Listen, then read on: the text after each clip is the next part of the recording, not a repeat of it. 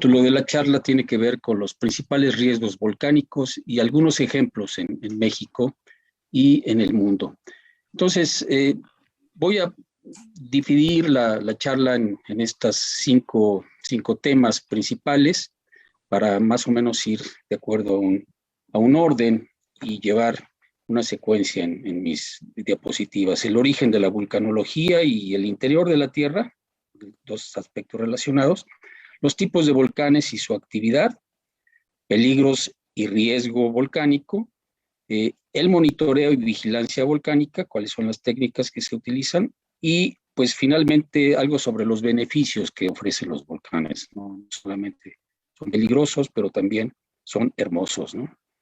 Bien, entonces, empezando con el primer tema, el origen de la vulcanología. Bueno, su origen se remonta a épocas verdaderamente muy antiguas, desde la época de los griegos e incluso antes que ellos.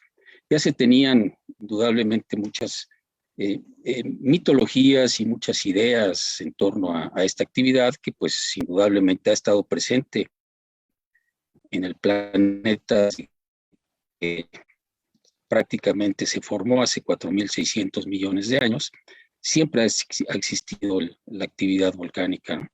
Entonces, tal vez uno de los imágenes más que se acercan de esa temporada o esa época en el siglo XVII fue realizada por un jesuita alemán, en donde hizo esta representación que tiene que ver con un centro, si se nota aquí, y pues todas las fisuras que conectaban a ese centro y que de alguna manera él representó como esos canales o esas vías sobre las cuales subía el magma o la materia fundida que finalmente llegaba a representarse en los volcanes.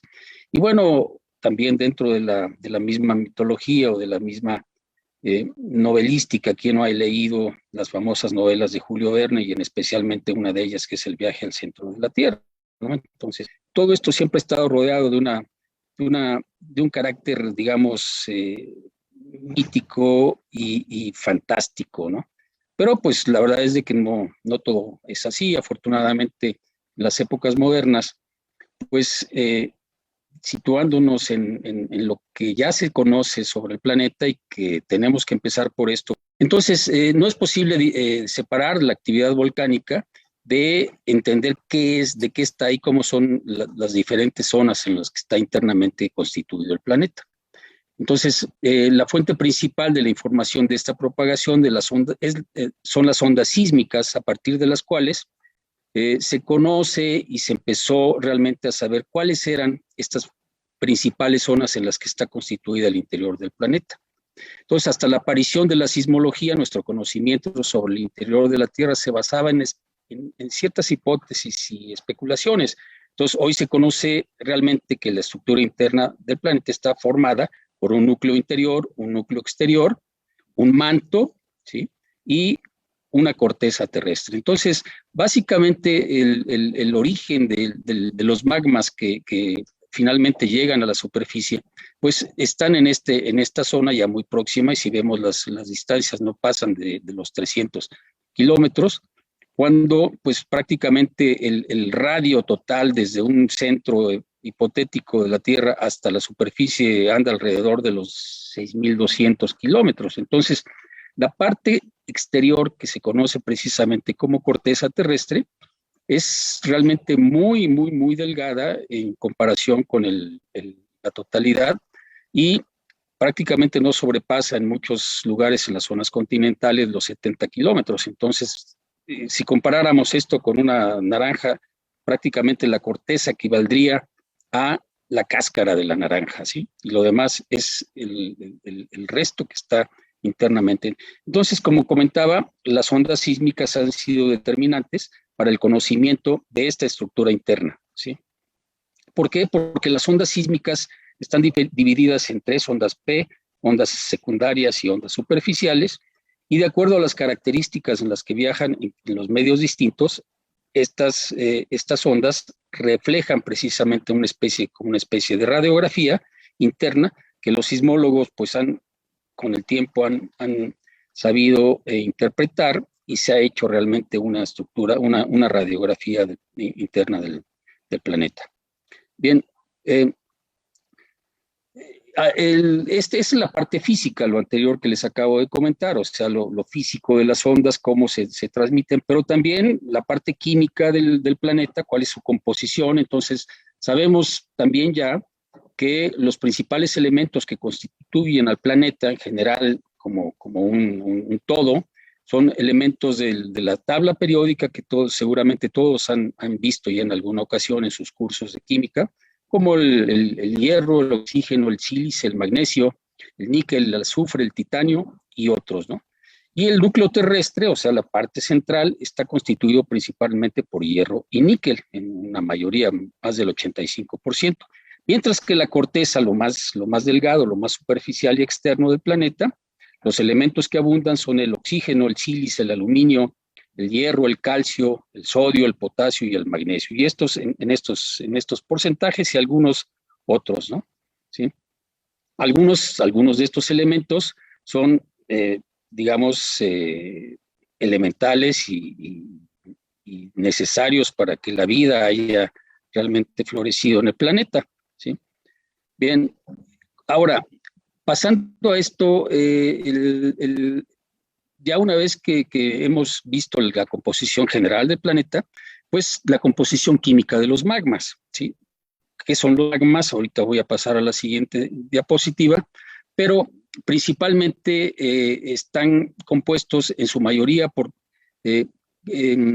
digamos, combinaciones de sílice y oxígeno, que son básicamente silicatos, que aquí está su forma, en un porcentaje mayor, y así estos magmas se pueden clasificar de acuerdo al contenido precisamente de este sílice en félsicos cuando tienen porcentajes mayores del 63%, y así nos vamos hasta magmas ultramáficos que son muy pobres en sílice, ¿sí?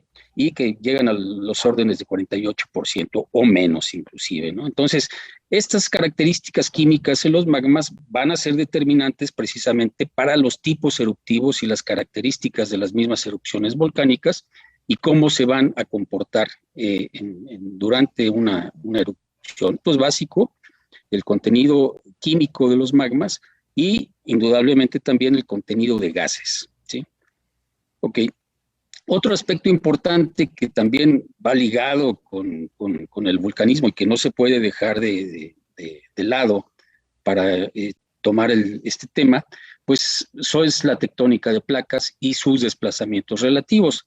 ¿Y por qué? Porque es precisamente en los límites de estas placas, si vemos esta imagen aquí en la izquierda, estas son algunas, bueno, las placas tectónicas y cómo están repartidas en el planeta. Este es un mapa, digamos, planimétrico, pero vemos que están también muy ligados a los límites de las placas. ¿Cómo son esos límites? Entonces hay límites divergentes en donde se está, digamos, separando, se está abriendo. Hay límites convergentes en donde se están uniendo y una placa subduce por debajo de la otra, y hay límites en donde hay un desplazamiento lateral. Esta dinámica de movimiento, lo más próximo que se tiene es lo que se conoce como el supercontinente llamado Pangea, y que hace aproximadamente 300 millones de años empezó su separación, ¿sí? Aquí tenemos a Sudamérica, África, Norteamérica, Antártica, India, todos estos conformaban lo que fue la Pangea. Empieza su separación hace aproximadamente 300 millones de años, más o menos, hasta llegar a la actual conformación. Entonces, si ven en esta imagen, es precisamente a lo que nos vamos a abocar en los próximos minutos, y que pues es indudablemente el origen del vulcanismo. Entonces, los volcanes en términos generales, al menos a los que yo me voy a referir en esta charla, pues el tema es muy amplio, no podría tocarlo en el tiempo que tengo, están básicamente asociados a un proceso de subducción o límites convergentes, ¿sí? Ahora, ¿cuál es el motor o cuál es la dinámica? ¿Por qué se mueven esas placas tectónicas? Bueno, el mecanismo de corrientes de convección, aquí hay un ejemplo de cómo si aplicando el calor, el agua empieza a hervir y empieza a hacer una serie de movimientos convectivos Y entonces, esa fue la explicación para tratar, ¿sí?, de entender por qué las placas en la parte superficial, esto es la parte de la corteza, la parte rígida del planeta, se mueven, o sea, cuál es el motor que las está realmente accionando. Entonces, esto es el principal motor, las corrientes de convección. Entonces, si ven, en zonas en donde asciende, o sea, donde las corrientes ascienden, hay movimientos de dispersos, o sea, que se están separando, como en este caso, y forman precisamente las cordilleras o las zonas de apertura, y en otras en donde la corriente baja forma precisamente estas zonas de subducción y conocidas también en la terminología tectónica como trincheras tectónicas, ¿sí? Entonces, esto es Ahora, entrando un poco ya cada vez más en detalle, esta es una zona de subducción típica en donde la placa está siendo subducida, el material, las placas se funden a cierta profundidad y el magma empieza a ascender por diferentes mecanismos, ¿sí? Porque simple y sencillamente por diferencias de densidad y temperatura, los magmas ascienden, se van quedando, van de alguna forma también siendo estacionados, forman cámaras, entornos conocidos como cámaras magmáticas, y bueno, eventualmente llegan a la superficie, precisamente formando los volcanes. Un ejemplo de este proceso es el conocido, el llamado cinturón de fuego, que prácticamente limita todo lo que es el Océano Pacífico, y pues vean ustedes, es uno de los grandes accidentes o características tectónicas del planeta. Ahora, entrando específicamente en el caso de México, esta imagen de aquí, pues vemos que todo lo que es la costa del Pacífico está precisamente bajo un régimen de subducción, perdón, ¿sí?, en donde se está subduciendo la placa de Cocos y la placa de Rivera, ¿sí?, por debajo del continente de la placa norteamericana, que constituye parte de nuestro país.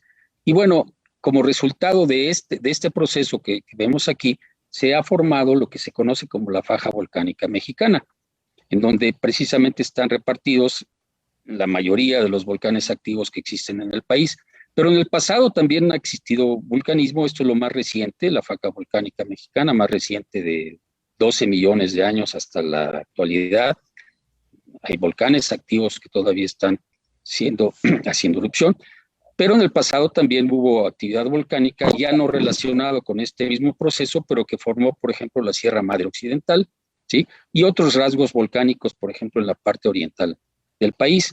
Hay otros volcanes que no necesariamente están ligados con la faja volcánica mexicana, como podrían ser, por ejemplo, el caso del complejo volcánico de los Tuxtlas, o el volcán Chichón, o el volcán Tacaná en la frontera con Guatemala, ¿sí? Entonces, esto es un poco el esquema tectónico de nuestro país. Y aquí están algunos de los volcanes activos del país, más o menos andan del orden de los 10, 11, divididos principalmente dentro de la faja volcánica, pero sin embargo también en la zona de Baja California, el volcán Tres Vírgenes también, o también dentro del océano, o sea, como islas volcánicas, como es Bárcena, que hizo erupción en 1952, o también el Everman, también recientemente ha hecho erupción, y archipiélagos volcánicos. Entonces hay varios volcanes, el Paricutín, que si bien no es un volcán así desde el punto de vista considerado como activo, porque forma parte de este otro grupo de volcanes que solamente hacen erupción una sola vez en su historia, llamados monógicos. El Paricutín nació en 1946. El mismo caso de Xitl, por ejemplo, ya con una antigüedad más o menos de 1200 años antes del presente, que formó la actual legal de San Ángel, sobre el cual está asentada la ciudad universitaria en la Ciudad de México, o el Pico de Orizaba, el Popocatépetl, el Tacaná, el Chichón, obviamente, y el San Martín. Bien, ahora vamos a entrar al tema número 2 para ir avanzando en esto, y son los tipos de volcanes y su actividad, ¿no? Entonces, para la clasificación básicamente se usan dos criterios, es la forma, y para esto hay volcanes escudo, que son realmente estructuras muy amplias. Si ven ustedes, la altura puede ser menor que lo que es la extensión en horizontal. Caso muy ejemplar de esto podrían ser, por ejemplo, los volcanes que están formando el actual archipiélago de Hawái.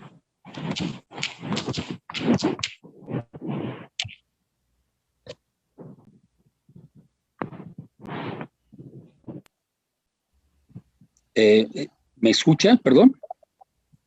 Sí, doctor. Sí, ok. Y bueno, otro tipo de volcanes que ya por su misma forma es distinta, ¿sí? Son los llamados compuestos o estratovolcanes, que aquí se invierte un poco esta relación, en donde la altura no son tan elongados, y finalmente los conos de ceniza o volcanes monogenéticos, que son aún todavía más pequeños. Entonces, vemos estas relaciones de tamaño. Esa es una forma de la clasificación de volcanes. La otra es por su actividad, ¿sí? ¿Qué tipo de actividad son capaces de dar cada uno de ellos? Y entonces aquí se ha recurrido mucho también a otro tipo de nombres y a los mismos volcanes que han ido dando el nombre a las actividades, como erupciones plinianas. Ahorita voy a explicar un poco cada uno de estos términos. Erupciones vulcanianas o erupciones islándicas o erupciones hawaianas, ¿sí? Y estrombolianas o peleanas, ¿no? Entonces, si se dan cuenta, estos nombres han sido retomados o tomados precisamente de la misma actividad de otros volcanes que han sido tomados como modelos, ¿sí? Ok, entonces, perdón, creo que me pasé, no, sí, está bien. Bien, ahora, una vez que se forma el magma o la lava, aquí nada más quiero rápidamente, magma y lava, ¿no? Magma se encuentra por debajo de la superficie terrestre, se cristaliza y se enfría en la profundidad y forma lo que se conocen como rocas ígneas intrusivas, que posteriormente las podemos ver en la superficie porque la erosión misma los descubre, ¿no? Mientras que la lava es ese magma que precisamente se forma en el interior, pero que sí alcanza la superficie y que su cristalización y enfriamiento es propiamente en la misma superficie y forma lo que se conocen como las rocas ígneas extrusivas o el material que se deriva precisamente de esta emisión volcánica que finalmente llega a la superficie. Entonces, estos dos términos, magma y lava, sí tienen dos connotaciones completamente distintas.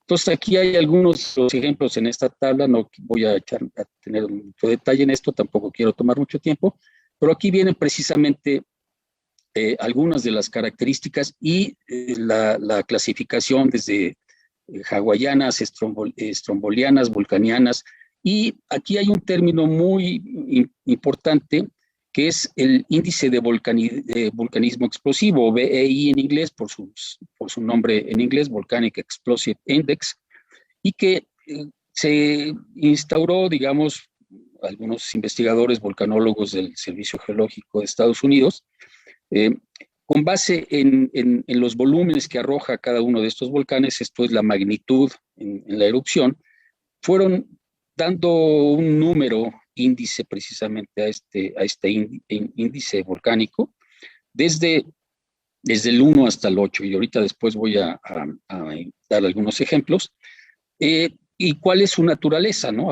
Si es naturaleza explosiva o una naturaleza efusiva. Es efusiva cuando no hay realmente un carácter así esencialmente de explosión en su actividad, y explosiva cuando sí lo hay, se forma una columna eruptiva de, digamos, alturas variables, ¿no? Y en esto también implica y radica cada una de estas clasificaciones.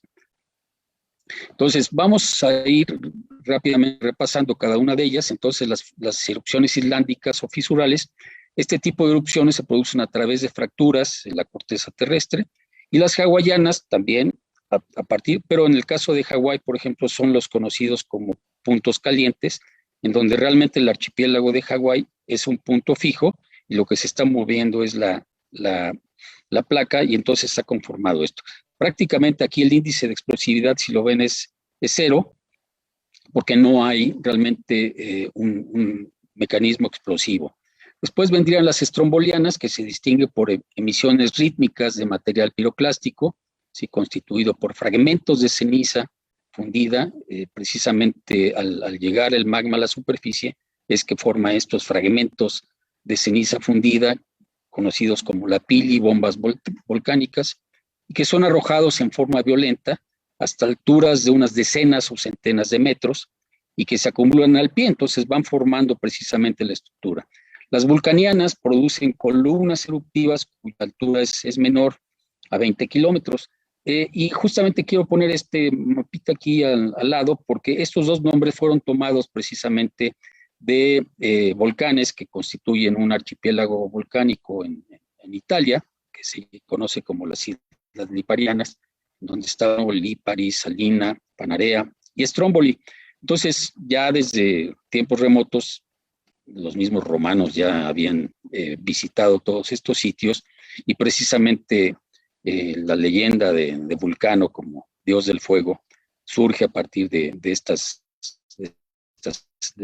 Se toman estos nombres precisamente para caracterizar el tipo de erupciones. Después vendrían las peleanas y las plinianas.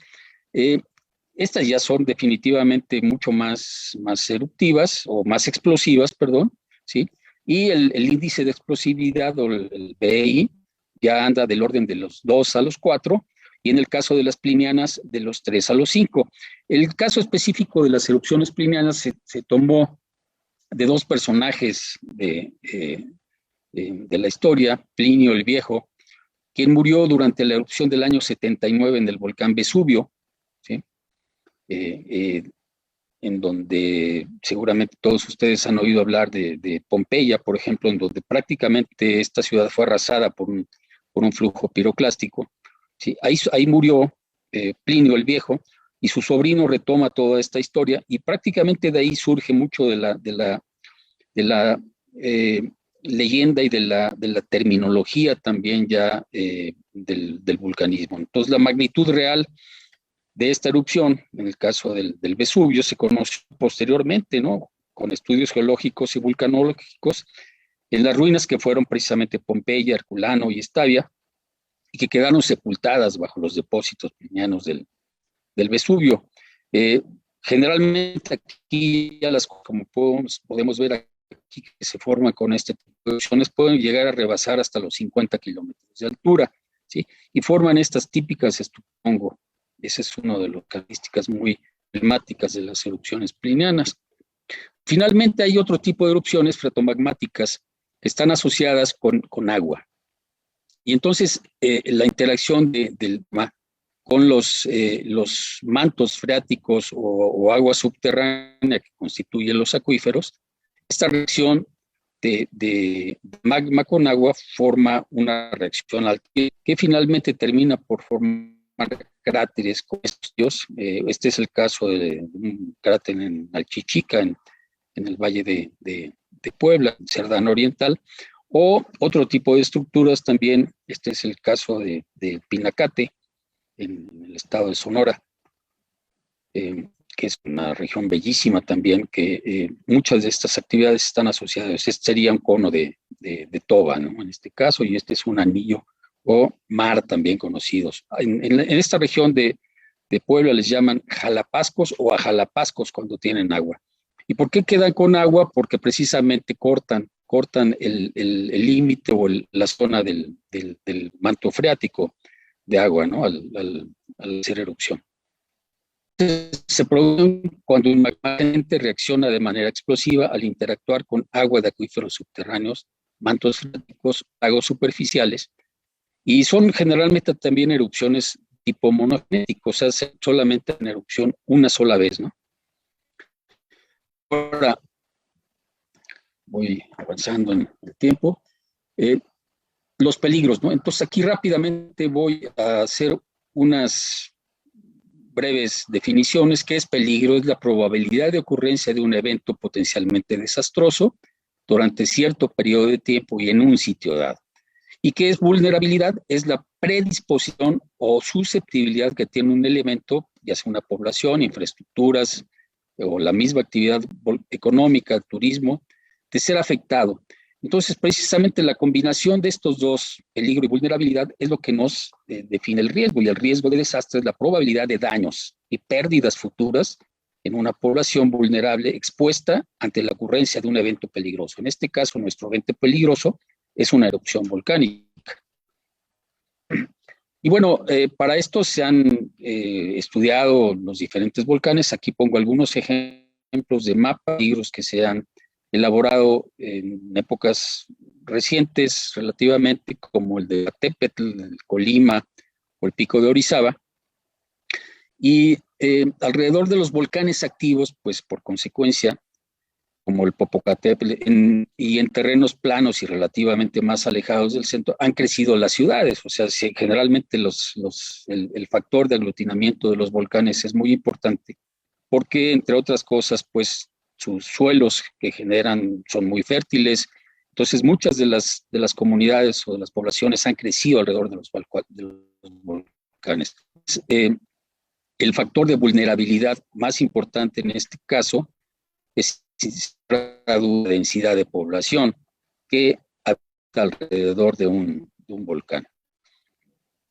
Bueno, rápidamente también algunas de los aspectos que tienen que ver con la peligrosidad, pues es la magnitud de la erupción. Hay ejemplos que tienen que ver precisamente con el índice de volcanismo explosivo, desde erupciones geológicamente muy, muy antiguas, del orden de los 30 millones, y que tienen BIs o índices de explosividad de 8 máximos, que son realmente mega erupciones que pues no hemos visto, ¿no? en tiempos,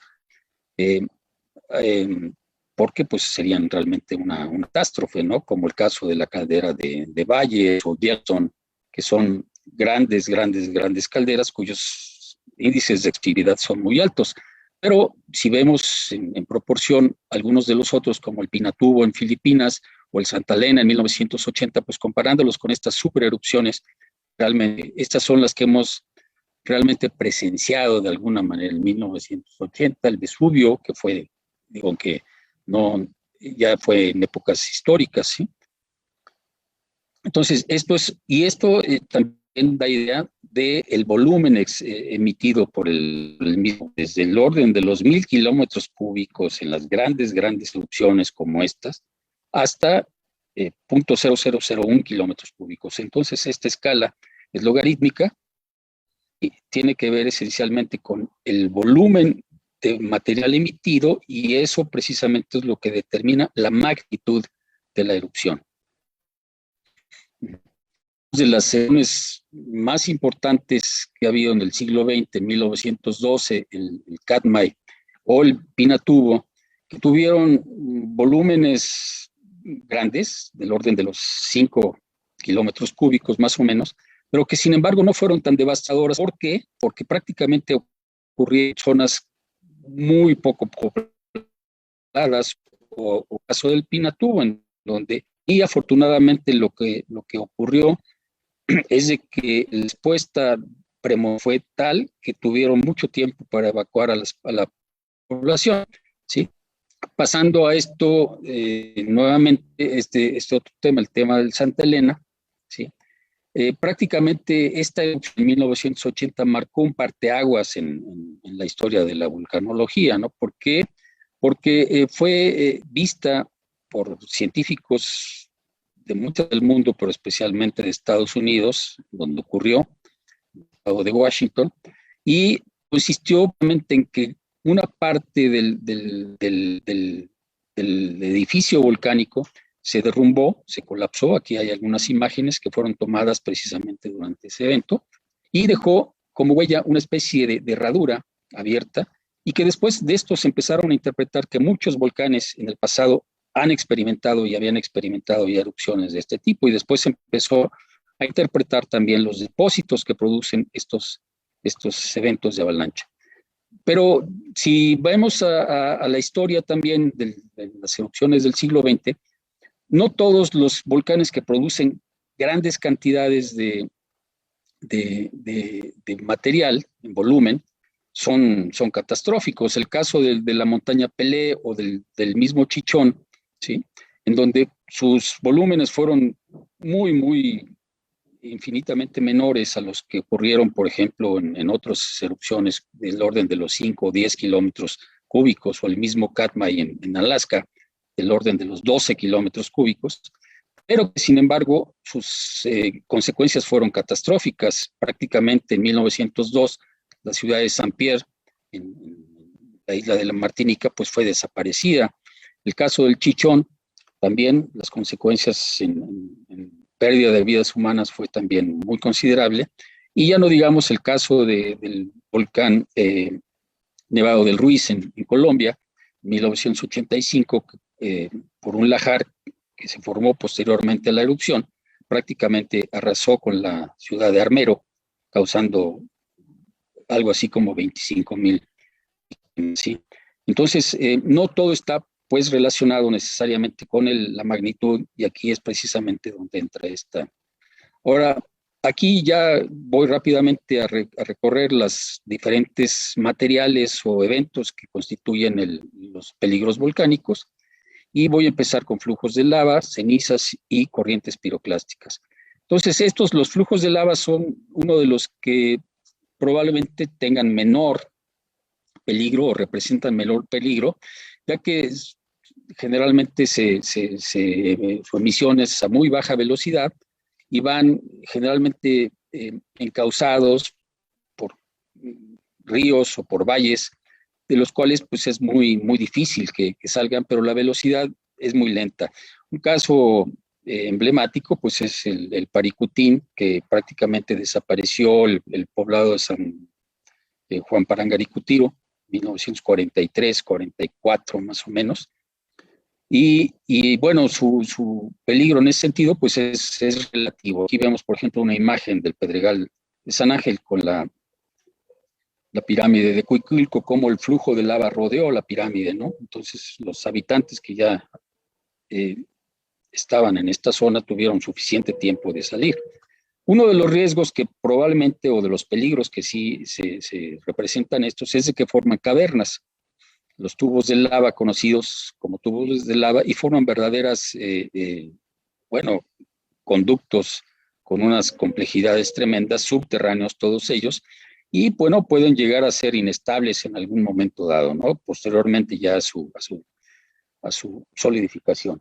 La ceniza y los proyectiles balísticos, pues eso sí, ya empiezan a ir representando cada vez mayor, puesto que la lluvia de ceniza representa una amenaza especialmente para las personas que habitan dentro de un radio de aproximadamente 10 kilómetros o a mayores distancias.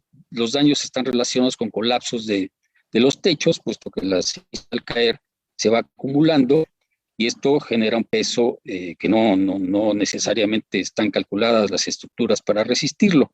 Los diferentes materiales se clasifican en ceniza, que generalmente son más finos, de 2 milímetros, la pili, así se le conoce con este nombre, que tiene unas dimensiones de 2 a 64 milímetros, y bloques y bombas que ya son mayores a 64 milímetros, y que incluso pueden llegar a medir del orden de 1 o 2 metros, dependiendo de estas características, y ser expulsados en formas de trayectorias balísticas, ¿no? Por eso se llaman proyectiles balísticos, como si fueran emitidos por un cañón.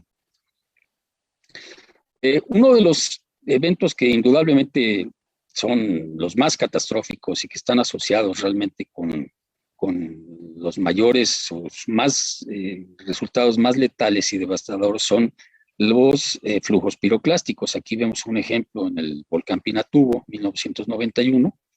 Los flujos piroclásticos son mezcla de sólidos y gases expandidos cuya temperatura puede variar entre los 300 y 800 grados.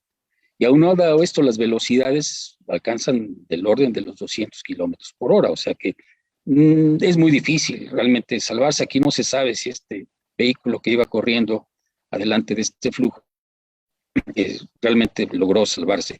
Un ejemplo aún más reciente todavía lo tenemos en Guatemala, en el volcán Fuego, en donde precisamente por flujos piroclásticos fueron dañadas zonas muy próximas al volcán que estaban realmente habitadas. Otros son los flujos de bloques y cenizas, también asociados con diferentes mecanismos eruptivos, desde derrumbes de domos en las zonas del cráter que prácticamente se colapsan y forman este tipo, aunque estos flujos de bloques son realmente más concentrados, pueden llegar solamente a fluir a lo largo de valles y barrancas, mientras que estos flujos piroclásticos sí son verdaderamente más dispersos y expansivos, y vean ustedes las magnitudes que pueden llegar. Entonces, estos son definitivamente uno de los peligros volcánicos que más daño han provocado en la historia de los volcanes activos. Otro, indudablemente, también son los lahares, que pues son combinaciones de materiales. Se trata de mezclas de partículas volcánicas de tamaños diversos que al mezclarse con agua fluyen a velocidades que varían de los 20 a los 60 kilómetros por hora, también muy rápido. Y en las partes altas de los volcanes, en donde se originan, se concentran en las barrancas profundas y después cuando llegan a los valles se abren. Aquí vemos un ejemplo de un mapa de peligros elaborado por diferentes colegas del Instituto de Geofísica, CENAPRED, etcétera, del volcán Popocatépetl, y cómo los lahares pueden ser distribuidos alrededor del volcán y las poblaciones que serían capaces aquí vemos una imagen de un lahar descendiendo hacia los valles, ¿sí? Entonces, estos eventos también son muy dañinos, pero y pueden llegar a ser también catastróficos eventualmente, ¿no? Y bueno, ya el caso así, digamos, tal vez más emblemático son las avalanchas de escombros, que ya comentamos del volcán Santa Elena, que es prácticamente el colapso parcial de uno de los flancos y que genera prácticamente escenarios muy peligrosos y de índole catastrófica que pueden llegar a afectar amplias de superficie, ¿no? En unas zonas muy grandes. Ahora, rápidamente me voy a ir a la parte de monitoreo.